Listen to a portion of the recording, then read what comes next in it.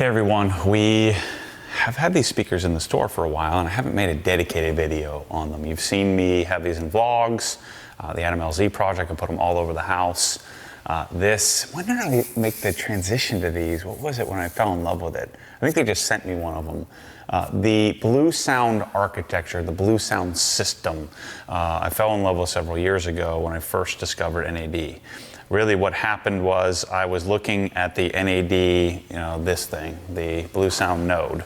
And so I wanted that for the garage so that I could stream high-res audio.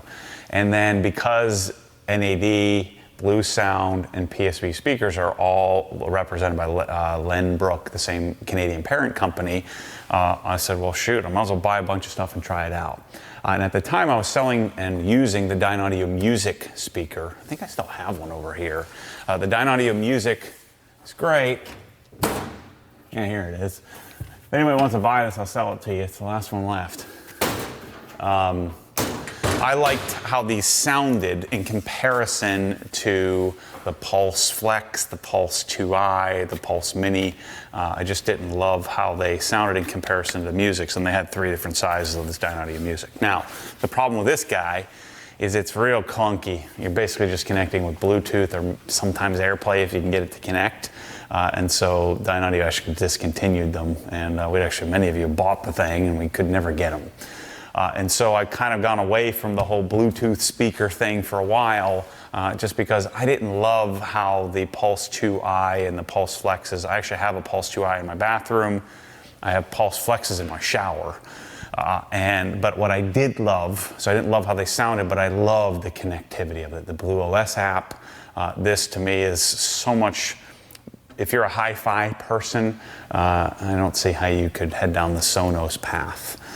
This is high-res MQA, high-res FLAC file, streaming capable, and the sound quality is it's just so much better. And that's why I like the Dynaudio stuff. I had some I've had the B&W. I even had one of those, I forget what that brand was, a weird looking, looks like a shell, little ear thing. It starts with a D. So maybe someone can put it in the comments. You know what I'm talking about. They're like $3,500 Bluetooth speaker. I had one of those for a little while, and I didn't love it as much as that is certainly better sound quality than this. But if I'm going to go down that direction, I'm going to do something crazy like a pair of bookshelf speakers or something like that. So I want to dig into the Pulse M for you. I decided to start carrying this after the LZ project. I'm like, man, I keep putting this thing all over the place. This one is from my kitchen. This one is going in the kitchen at Michelle's house, the Middleton house, which is down by my kid's school. Long story there if you haven't seen that video. There's a bunch of videos of me talking about the Middleton house. And then today I'm going to show you how to set it up and show you how you can configure it in a stereo pair. They do really well when you set them up in a pair and then can listen in stereo fashion. So the speaker's pretty simple. You're going to plug it into the wall. You can connect Ethernet if you want. It's pretty stable on Wi-Fi, so I don't see why you would really need to worry about that unless you just happen to have a bunch of Ethernet all over the place. I don't think I've ever even connected one of these via Ethernet, but you can do it either way. I'm going to connect to my network via Wi-Fi. This one has gone from this house to the Middleton house, now back to this house, so we'll see if I can, we'll see how clunky that is. We'll probably have to reset it and then reestablish network connectivity. And then we'll unbox one here in a second. So the way that this puppy works is there's a woofer. I believe it's I don't know what size it is. I think it's like 4-inch woofer. So there's a 4-inch woofer in this bottom section that fires upward, and then there's a port, like a vent right here. And so the woofer's at like a 30-degree angle, sort of firing upward, and then you have 2 tweeters on the side. So it can operate like a single stereo speaker, much like an Apple HomePod or something like that. This does all of that goofy, I know a lot of you people like that Amazon Alexa nonsense. I'm not interested in that. I don't really need to talk to my freaking speaker. I'm just going to go to my phone and pick some music and turn it on. But I know some of you like that. It does all that junk. I'm doing everything in my power to not disparage it. So we'll just leave it at that. You guys know my feelings on talking to Amazon Alexa. But the main purpose here with this speaker is that I want my phone to be a remote control, not the player, right? So I don't like, that's the problem with the Dynaudio, is that your phone is the player. I'm sorry, the speaker is the player. No, your phone is the player, your speaker is just receiving the information from your phone, and the disadvantage of that is you're getting low resolution. So what I want is I want the phone to tell the speaker what to do, essentially, and that's about it, but the native streaming is coming off of Tidal or Spotify or whatever you use, Apple Music. I don't believe Apple Lossless really has any way to connect yet. Maybe someone can correct me in the comments. Last time I checked, Apple Lossless, you really can't connect it to much. Even the AirPod Maxes wouldn't connect to Apple Lossless without a wired connection. So what I'm gonna do is I wanna be able to listen to Tidal or Spotify, and I can do it via the BluOS app, or I can do it via, direct via Tidal if I want to. But I want to use the BluOS app. I'm going to delay any of my software updates. And this is my house right now. There's the Master Bath Pulse 2i, my home theater. So NAD, Blue Sound, NAD, and so I have different stuff. I have the NAD receiver here in the garage, and then I actually have my outdoor kitchen and pool area and stuff like that as well. And so I have my house is set up on the network here. So this speaker we're going to add to it. So let's do that first, and then we'll unbox this and show you how it comes. Let's see if we can make a liar out of me that this is really easy. So this would be the most complicated situation, is that I had it on a different network and now I need to get it back on this network here. So let's see what happens. And so once it starts doing that green flashing, if I hit the plus button, let's see if it finds the player. It may not, because it's still looking for the network at the Middleton house. Okay, so it didn't work. So what I need to do is hold the button down, because I want to reset back to factory settings. So then it goes purple, and then so when it's flashing green quickly, it's looking for the network that you already set it up on. If it goes green, and a subwoofer, then now I should be able to, I think it has to slowly flash. Oh, no, when it goes green, there it is, kitchen pulse am. I'd already called it the kitchen pulse am, so we'll set up the other one fresh. And so now it's going to go and join the Mormon network. So it's going to join the network here at my house. So when a device, you would theoretically never have to do this if you weren't taking it from house to house. But this is one thing, we might as well keep it in this video so that people can know what you need to do if you're already connected to something. So I want the Mormon network. Yeah, so sometimes if you're going from one network to the next, you have to reset it and kind of go back and forth a few times to get it to work. So now, if I have this, and I'm going to log in to manage my music service, so I have to log into Tidal. And so I like Tidal. If you're still using Pandora, it's time for you to hang it up. Make sure you select, I think that's what I did wrong in the Middleton house, is I didn't select the high-res option. And then I'm going to log into my account. So I have a service to Spotify, mainly for podcasts. And Spotify's 320 kilobits per second, so it's a little above CD quality, but Tidal can be high-res quality. Boom. Okay, so now I'm logged in. And so I go done, and then I select Tidal, and so then I go to music, and let's just, this is my playlist here of things that I like. This is my normal reference song here. Keep the volume down so I don't get copyright protected. But it's playing, and notice I'm in high-res, FLAC, 24-bit, 192 kilohertz, high-res music. So this is a native Spotify or a Spotify Connect or native Tidal player, Qobuz, some other high-res players as well. So basically anything you listen to that's high-res, you can listen to on the actual speaker. So then there's some settings and stuff you can play with on the speaker.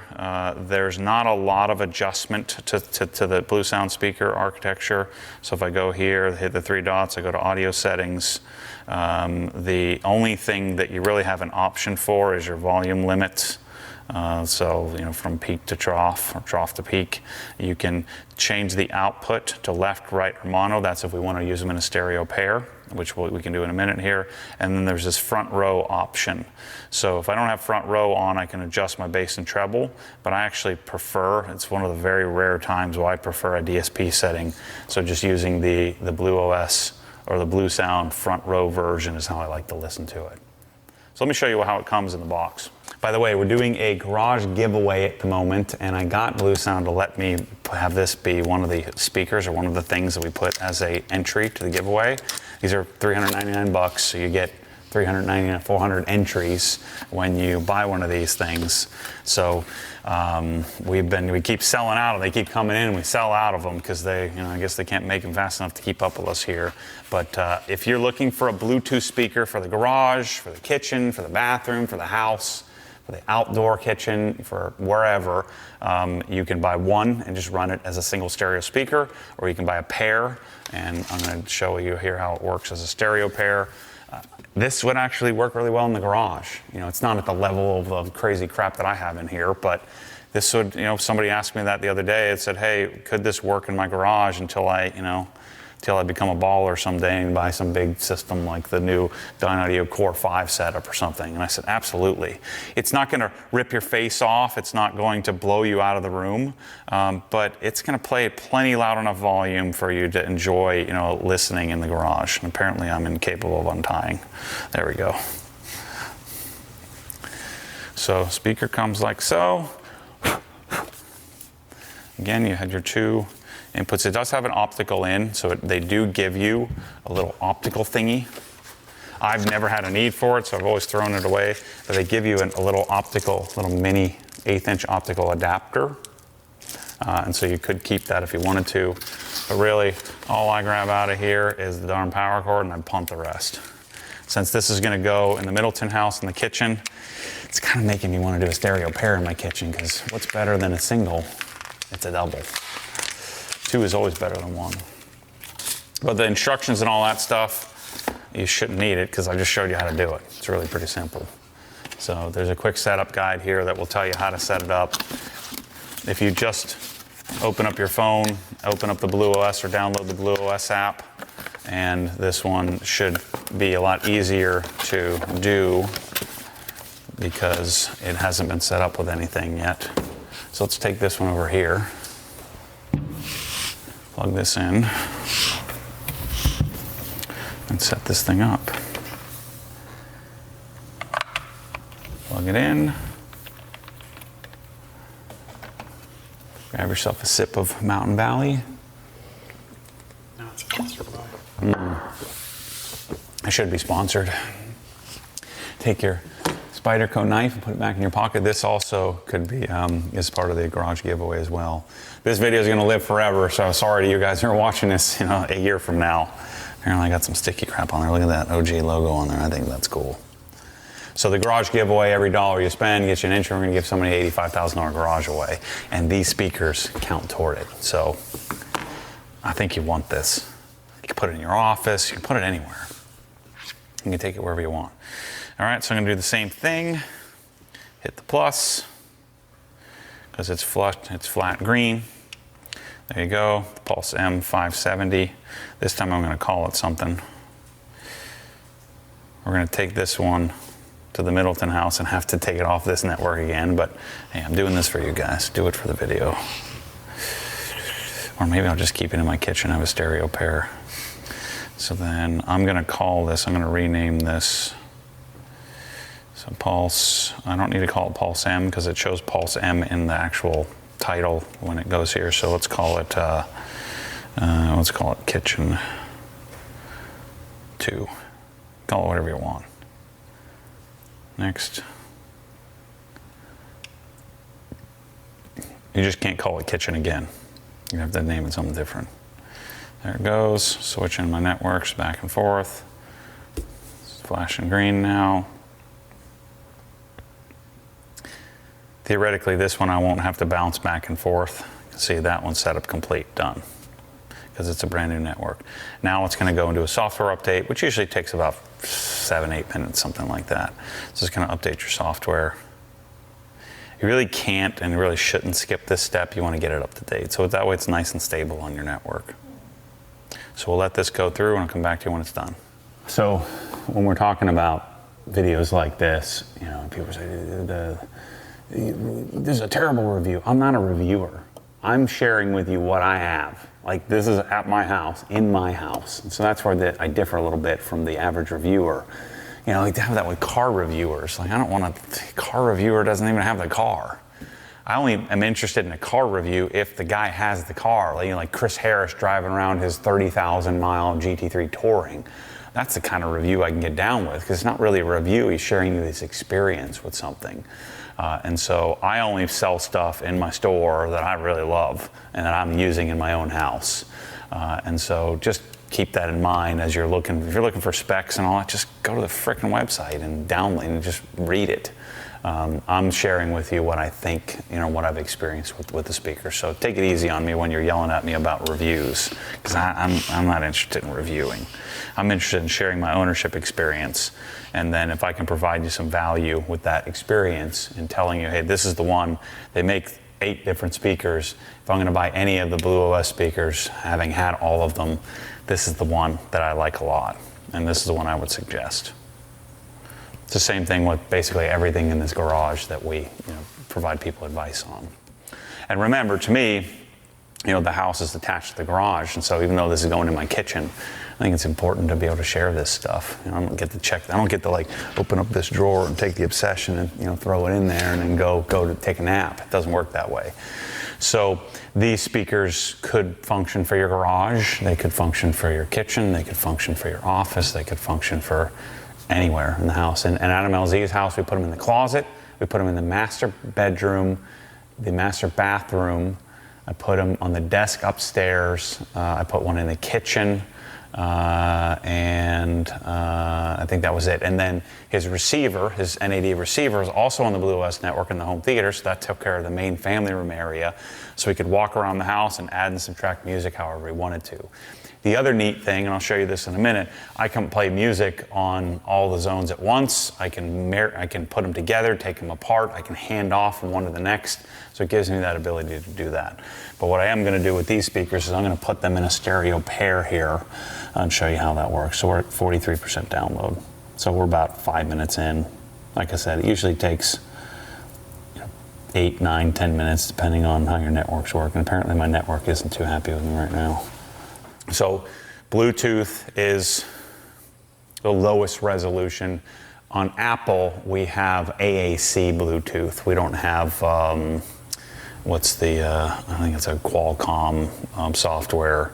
So there's a higher res Bluetooth that you can get on an Android phone and some other phones. Can't do that on Apple. So Apple's Bluetooth is always going to connect via AAC.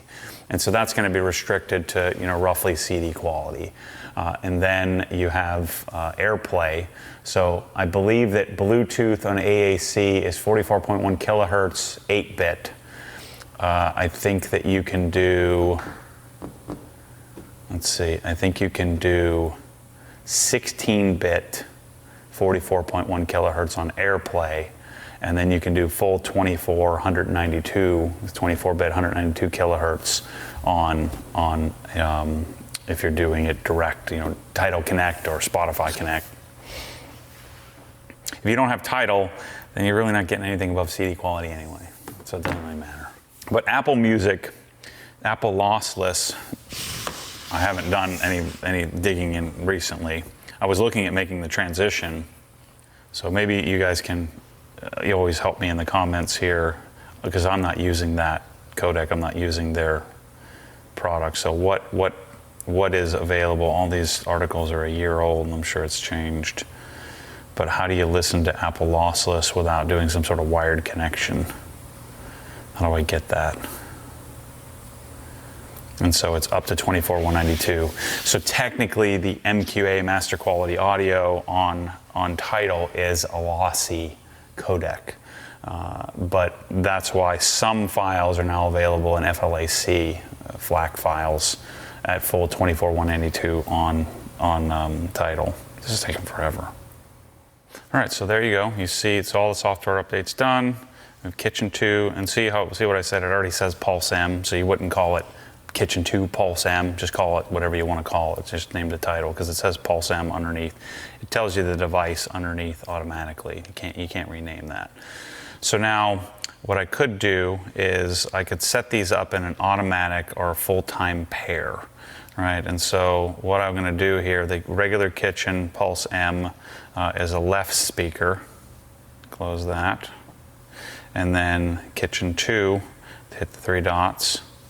I'm going to go and call that, I'm going to turn on my front row again. I'm going to call that the right speaker.